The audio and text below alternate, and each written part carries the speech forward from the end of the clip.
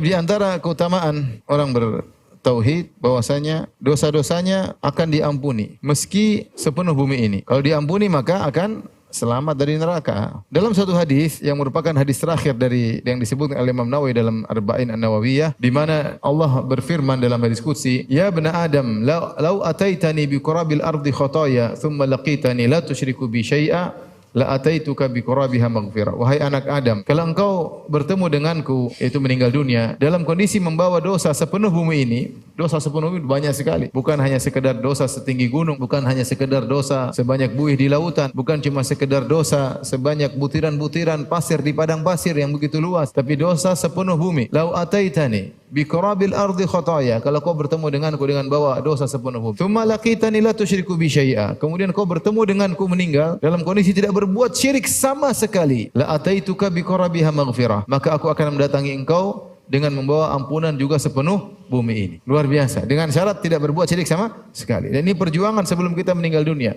Mungkin di antara kita yang dulu ada yang melakukan kesyirikan, ada yang percaya sama dukun, ada yang pakai jimat-jimat, ada yang takut sama angka 13. Semua syirik itu. Khurafat-khurafat. Ada yang bilang kalau seorang pakai pulang keluar dari kamar mandi pakai handuk dililitkan di leher, nanti anaknya lahir terlilit, macam-macam. Ini semua adalah khurafat. Karena yang menjadi patokan di sisi Allah adalah ketika meninggal dunia. Bahkan dalam hadis Mu'adz bin Jabal radhiyallahu anhu dalam Sahih Al-Bukhari, kata Nabi SAW, "Ya Mu'adz, atadri ma haqqul ibad 'ala Allah?" Tahukah engkau ma haqqullah 'alal ibad, hak Allah terhadap para hamba, wa ma haqqul ibad 'ala Allah, dan hak para hamba terhadap Allah? Kata Mu'adz bin Jabal, "Allahu wa rasuluhu a'lam." Allah dan Rasulullah mengetahui. Maka Nabi menjelaskan, haqqullah 'alal ibad, hak Allah terhadap hamba, ayya'buduhu wa la yusyriku bihi syai'a, yaitu hanya menyembah Allah dan tidak berbuat syirik sama sekali. Wa haqqul ibad 'ala Allah, dan hak hamba yang akan didapatkan dari Allah, alla yu'adziba ma la yusyriku bihi syai'a, Allah tidak akan mengadab orang yang tidak berbuat syirik sama sekali. Dalam hadis yang disebut Sahibul Bitaqah, hadis masyhur, yusahu bi rajulin min ummati yaumal qiyamati ala ru'usil khalaiq, pada hari kiamat kelak ketika Allah menyidang, ketika Allah menghisab, Allah panggil salah seorang dari umat Nabi sallallahu alaihi wasallam di hadapan khalayak dalam kondisi ketakutan. Fayunsharu lahu 99 sijillan, kullu sijillin maddul basar, maka dibukakan bagi dia catatan kemaksiatan yang dia lakukan, 99 gulungan catatan amal. Setiap catatan kalau dibuka sejauh mata memandang, isinya maksiat.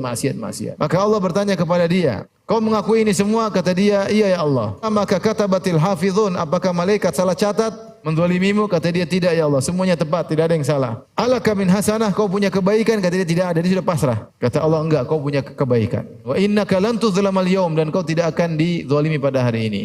Fayukhraju lahu bitaqatun, maka dikeluarkan bagi dia sebuah kartu tertulis la ilaha illallah. Dalam riwayat la ilaha illallah Muhammad Rasulullah. Maka dia bilang, ya Rabbi, ma hadhil bitaqa min haula'i sijillat, apa pengaruhnya kartu sekecil ini dengan 99 gulungan catatan amal? Kata Allah Subhanahu wa taala, innaka lan tuzlamal yaum, kau tidak akan dizalimi. Maka diletakkanlah kartu la ilaha illallah di daun timbangan sebelah kanan, diletakkan 99 catatan amal maksiat diletakkan di daun timbangan sebelah kiri. Maka lebih berat timbangan la ilaha illallah. Kenapa la ilaha illallahnya sangat murni ketika dia meninggal dalam kondisi benar-benar bertauhid kepada Allah Subhanahu wa taala.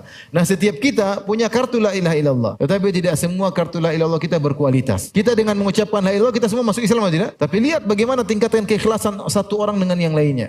Terkadang seorang merasa lebih fokus kepada Allah, terkadang seorang mencari perhatian dari manusia, maka kita saja bisa menilai kita. Lihat orang berbagai macam manusia. Ada yang pamer-pamer ibadahnya, ada yang menyembunyikan ibadahnya. Oleh karenanya, ya, seorang terus berusaha untuk bisa benar-benar ikhlas kepada Allah Subhanahu wa taala, sehingga kartu la ilaha illallah sangat berat. Tapi dia